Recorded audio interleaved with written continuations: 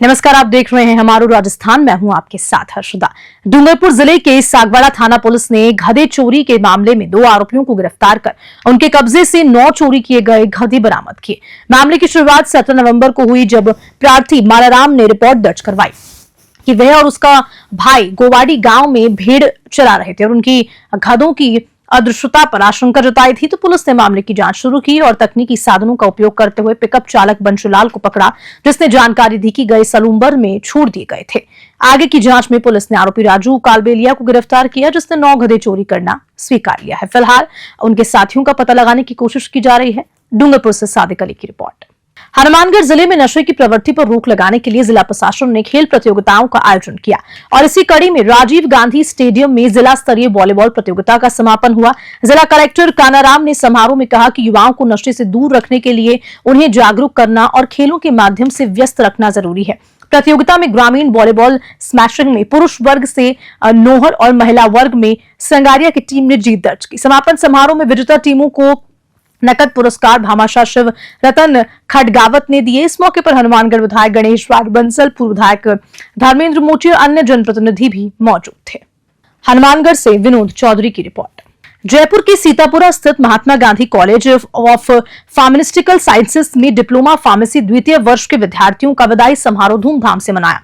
समारोह की शुरुआत मुख्य अतिथि अजय दिवाकर अग्रवाल और प्राचार्य डॉक्टर दिलीप अग्रवाल ने दीप प्रज्वलन और सरस्वती वंदना के साथ की। इस अवसर पर सांस्कृतिक प्रस्तुतियां भी दी गई, जिसमें कविता शर्मा, तस्मिया बानो और प्रथम कुलश्रेष्ठ का डांस प्रमुख रहा। विद्यार्थियों को भविष्य के लिए शुभकामनाएं देते हुए प्राचार्य ने समाज और राष्ट्र के प्रति समर्पण की प्रेरणा दी। प्रथम वर्ष के विद्यार्थियों ने अपने सीनियर को यादगार उपहार दिए और इस दौरान student of the year award Abhishek Kumar, mister और मिस फेयरवेल अल्लाह नूर और सीमा कुमारी को मिला। जयपुर से महावीर स्वामी की रिपोर्ट। जालौर में शनिवार को भारतीय किसान संघ के बैनर तले किसानों का महापड़ाव 12वें दिन भी जारी रहा। इस दौरान बागाराम व कलबी निवासी लूर भीनमाल की तबीयत अचानक बिगड़ गई, जिन्हें निजी गाड़ी से अस्पताल ले जाया गया। किसान फसल बीमा क्लेम व जवाई बांध के पानी का हक को लेकर लगातार प्रदर्शन कर रहे हैं।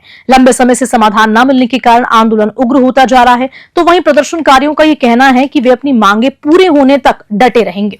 प्रशासन में अब तक कोई ठोस पहल नहीं हुई है, जिसमें किसानों में नाराजगी बढ़ती जा रही है। जालौर से ब्यूरो रिपोर्ट। जयपुर स्थित जयपुरिया इंस्टीट्यूट ऑफ मैनेजमेंट में एक सेमिनार आयोजित हुआ, जिसका विषय था 350 अरब डॉलर की अर्थव्यवस्था की ओर अग्रसर विकसित राजस्थान। राजस्थान विधानसभा अध्यक्ष वासुदेव देवनानी ने सेमिनार में राज्य की अर्थव्यवस्था के विकास में कृषि, पर्यटन और स्थानीय उद्योगों को महत्वपूर्ण बताया। उन्होंने युवा प्रबंधन विशेषज्ञों से अपील की है कि वे राज्य की अर्थव्यवस्था को स्थानीय संसाधनों, संस्कृति और कार्य प्रवृत्ति का आधार पर नया रूप दें। देवनानी ने राज्य की भौगोलिक, प्राकृतिक और ऐतिहासिक विशेषताओं का उल्लेख करते हुए कहा कि राजस्थान में अपार संभावनाएं हैं। उन्होंने बीकानेर के बाजरे के बिस्किट, कैर सांगरी, मथानिया की मिर्च और डोरिया साड़ी जैसे उत्पादों को राज्य की अर्थव्यवस्था को मजबूती देने वाला बताया।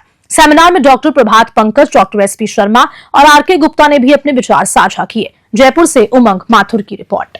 हनुमानगढ़ के नोहर में नगरपालिका द्वारा बिना टेंडर के विकास कार्य कराए जाने की शिकायत तेज हो चली है। करीब 1 दर्जन से ज्यादा पार्षदों ने स्वायत्त शासन मंत्री और जिला कलेक्टर को ज्ञापन भेजकर इन कार्यों की जांच की मांग की।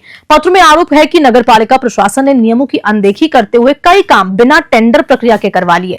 पार्षदों का यह कहना है कि स्पीड ब्रेकर लगाने का कार्य बिना किसी टेंडर के करवा लिया गया, जबकि इसके कार्य आदेश भी जारी नहीं हुए थे। इसके अलावा बात करें तो कचरा पात्र और अन्य कार्य भी बिना निविदा के किए गए। शिकायत में यह भी बताया गया कि स्पीड ब्रेकर लगाने के बाद संबंधित फर्म को मनमर्जी से भुगतान कर दिया गया।